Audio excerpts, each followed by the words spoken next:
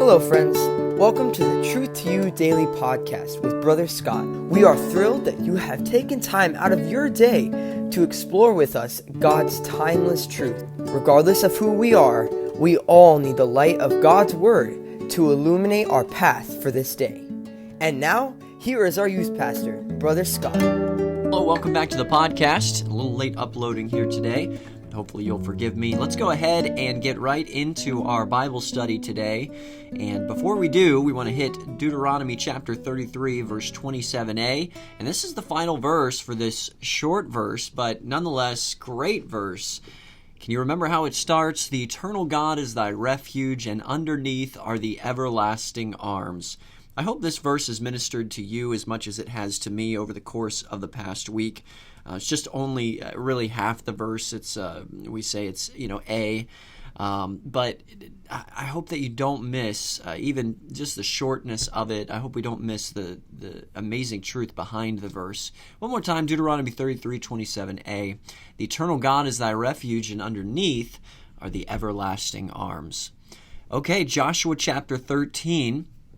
Joshua chapter 13. Let's go there together, and I'm going to read a portion of verse 1 here because this is sort of what stood out to me as you recognize the theme of this chapter.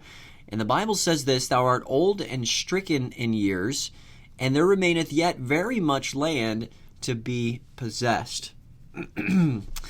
Several years ago, I took a mission trip to Puerto Rico, and we were there helping out an older missionary couple throughout the week. And one of the projects that we worked on had to do with really clearing and working landscaping around the church building itself. They had a good portion of land there.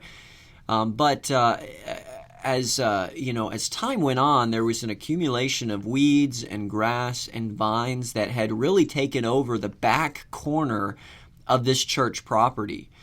And this particular area was once used for recreation, but had become overgrown and really uninhabitable. Nobody could get back there anymore. The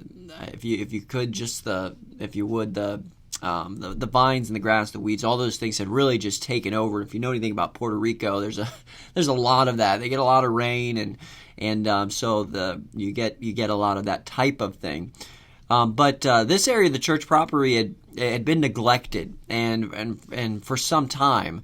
So we spent the part of that week really reclaiming that territory and fighting back the vines and kind of like man against wild, that kind of thing. It was lots of fun. The guys enjoyed getting in there and doing that. But as I read Joshua 13, I see a little bit of a theme here that reminded me of what we were facing with that neglected area around the church building in Puerto Rico.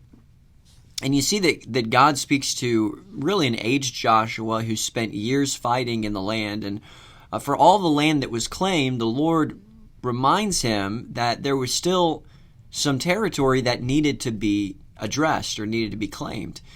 And, when I think about that, I think about how sometimes we neglect areas of our lives where maybe sin abides. And, sometimes we like to put a price tag on sin and that, well, if, this is a lesser sin than that, or this sin is not as bad as that, or, everybody does this sin, so is it really sin?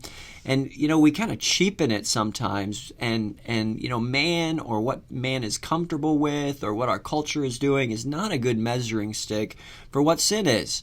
And of course, sin in the Bible is anything that we do, say, or think that displeases God. And we know what displeases God because He's told us in His Word. So be careful that you don't have these areas like we found in Puerto Rico and, a back portion of the church property where, the territory that once had been claimed had been infringed upon. And Joshua was told here, look, don't allow yourself to be comfortable with unclaimed territory. No, we have to beat back sin in every aspect of our lives and not neglect, because it most certainly will creep into other areas of our lives. So let's live clean, let's live pure. Let's keep short accounts of sin. If we've committed something or done wrong, the Lord brings that to our attention. Let's just stop, confess it, and move on. And let's continue to serve the Lord. And that's the thought that jumped out at me in Joshua chapter 13. Let's go ahead and notice our teenager of the day, and we're praying for Josiah. So take some time and maybe see him and ask him, hey, Josiah, what can I pray for you about today? And I know that he'd be greatly encouraged by that. Okay, take care. We will see you tomorrow. If you enjoyed this episode, feel free to hit the subscribe button or even share it with a friend. Until next time, God bless.